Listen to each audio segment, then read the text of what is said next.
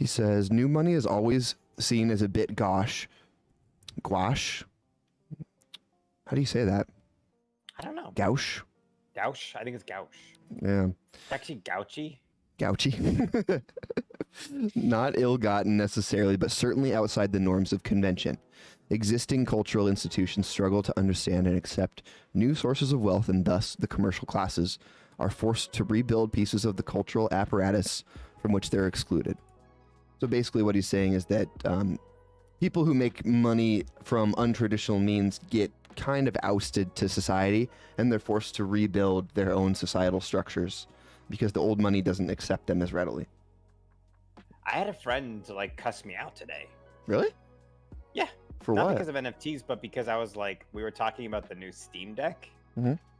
and he was like, "That's dumb," and I was like, "I bought one. I pre-ordered one." Yeah. He's like, "Why would you do that?" And I was like, "At the very least, I'll just resell it." Yeah. And he lost his shit. About lost reselling? He was like, "You're part of the He literally said, "You're a part of the problem. That's immoral and unethical." I was like, I'm just gonna resell it for like more money than I bought it for. I'm not buying 30, just buying one. Yeah. And I think that like, Well, and if you if you don't like it, if you do like it, you're gonna keep it. Yeah. And like, I think like scalping kind of falls into something like that. Like, just buying something to resell it is seen as being like, you really make money doing that. You know what I mean? Mm-hmm. I don't know if that's on the same level. I don't know. But it's seen as being similar. Like, that's weird, dude. Yeah. That's weird and new and crazy, and I can't believe it, and it's unethical and it's wrong. Yeah. Continue. Sorry. Yeah, I think your friend. Like no, that's super. It's super applicable. I think that your friend's wrong because he's missing the nuance of like, yeah, if you're doing it to try and corner the market, then it's like, yeah, that's an issue. But if you if you're buying one and I made that clear, and if you like it, you're gonna keep it, and if you don't, you're gonna sell it. Like that's just called being a normal person. Yeah. So, but he gives some examples here. Big tech software engineers paying tens of thousands of dollars to build Burning Man art cars and camps. Think of a early 2000s pre-crisis hedge fund manager buying a Damien Hirst skull/shark to seem cultured and edgy despite being a nerd. Just he gives a few more examples of like people trying to fit into society using their newfound money in sometimes goofy ways. The last one's good. I think Cosimo himself paying some Florentine master to show you how much closer to God he is than you are. So that's like a more ancient example. Mm-hmm. And obviously my pronunciation's probably off, but the nouveau rich crave legitimacy, and seemingly it's only the artist that can grant it to them.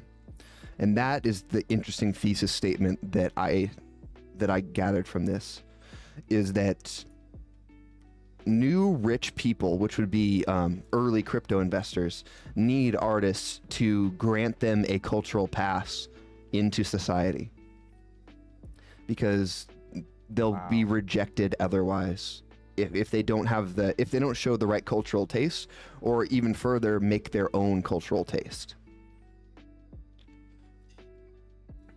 That makes me think a lot of things. Yeah. What's your first thought on that? That's crazy. Some of my thoughts are a little bit scared, I shouldn't share. Mm-hmm. I feel weird sharing, but definitely this is a very, very enlightening thing.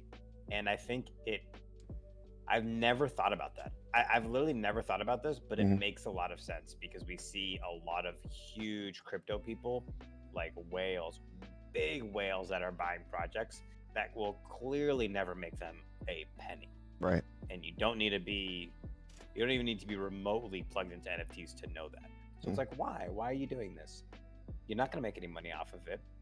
And I think that a lot of it is them wanting to say like, I have good taste, and it's important that I'm accepted, and I would like for you to just say that you like me, and that for everyone to say that you like me, and everyone to say that I have good taste. Right. And I don't think it's bad. I don't think that's necessarily a bad thing, although it is slightly concerning, but not necessarily a bad thing for somebody that is insanely rich to say, well, I guess I'm just going to pour my money into artists.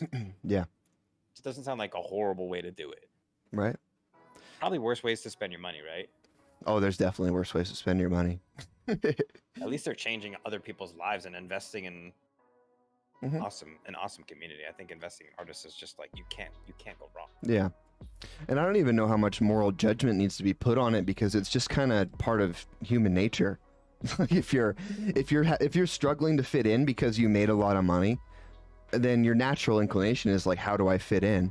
And you're gonna automatically you're gonna find that, and you're probably gonna use your newfound resources to do it, because it's the Absolutely. most efficient way you can get back there.